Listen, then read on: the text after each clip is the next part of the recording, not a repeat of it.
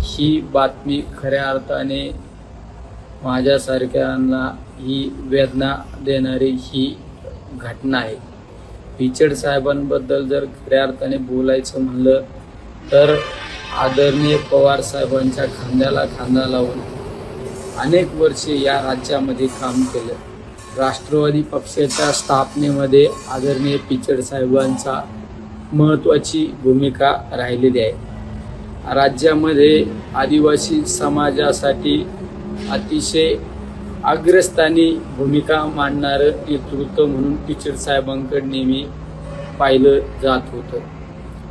आदरणीय पिचड साहेबांच्या जाण्यामुळे नुसत्या पिचड परिवाराची नव्हे तर आज राज्यातील सर्वसामान्य जनतेची आज हानी झालेली आहे.